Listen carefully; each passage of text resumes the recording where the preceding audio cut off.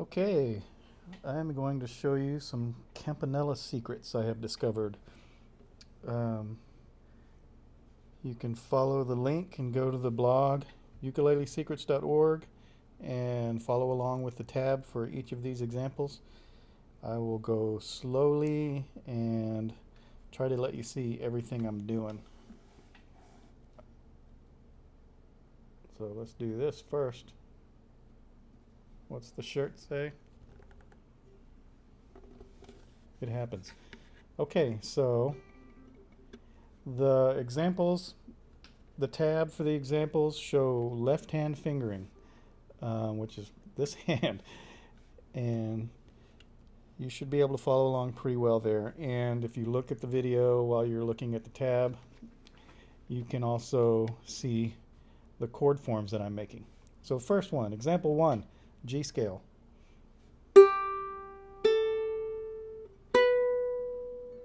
Now I'm barring. I just barred the 5th fret with my index finger. So now I'm going to descend. So notice I left this finger on there because why not? That's the idea of campanella. Let it ring as long as you can. And when I had this bar and I needed to use this bottom string open again, I just leaned my index finger up while still holding the note down, like that. So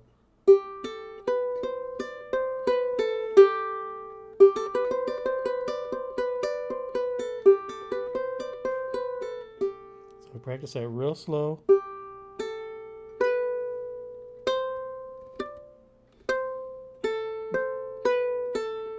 But don't mess up. So I'll move on to example 2 where we add a chord form, 12, 11, 10. We're actually finishing out the scale, a full octave. So we've seen this before. The new form is right there. Notice with my right hand I'm kind of using the 3-finger approach, which later on we'll use all 4 fingers on the right hand, but for now this is what I'm using.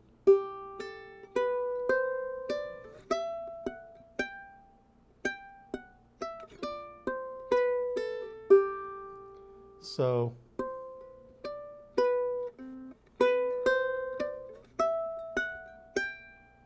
that's the tricky part.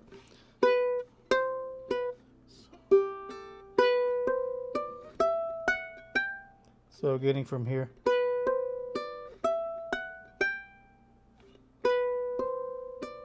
so this note is ringing. When you leave, of course it still can't be ringing, but you want to get here as quickly as you can and then start the rest of the lick. And then I think the next example is the same thing going backwards.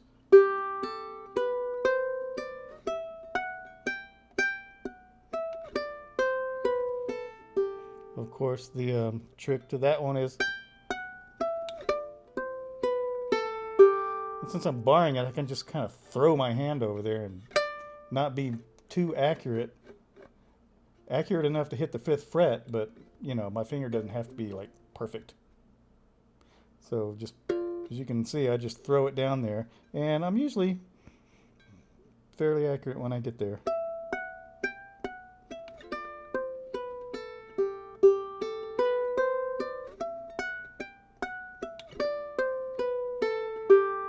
So that was examples 2 and 3. Example 4, 5, and 6 are in F, and we're just running through the scale and going through the different shapes. And they're a tiny bit different, but the same idea with that barring index finger. It just keeps recurring.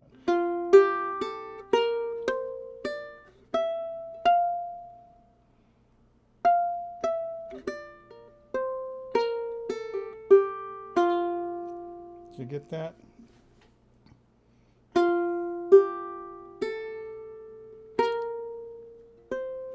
There's that bar I hit. Then I'm kind of going up,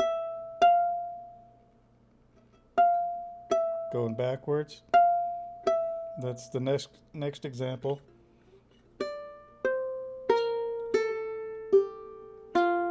So we just put those together in the sixth example. So example 4 and 5 are repeated in example 6, just showing that you can play ascending and descending. Okay, example 7, one of my favorite licks that I probably overuse. You can put it anywhere in a G song almost, or parts of it or pieces of it, and expand on it.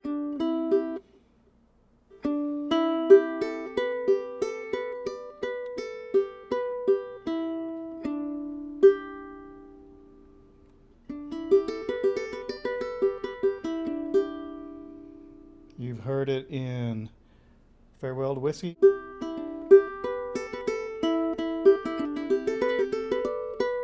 So I just use it as filler notes.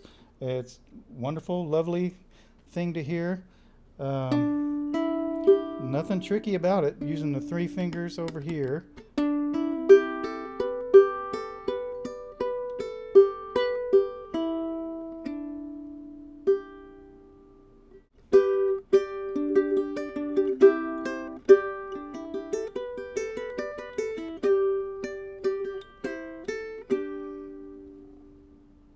So there you go. I hope you get some use out of this stuff. I do, and I really enjoy it. I can't stress enough. Go slow at first. Concentrate on letting the notes ring. These licks, some of them are not that easy, so you have to start slow and work your way up to the speed, and it will come.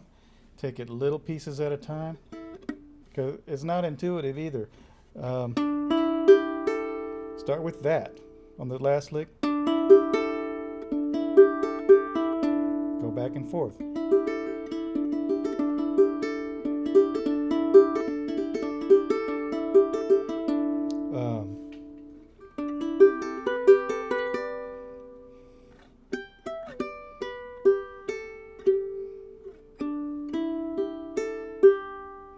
You can just play around. I mean, you can accidentally hit a bunch of good stuff with this technique. So when you do, remember it. And happy playing.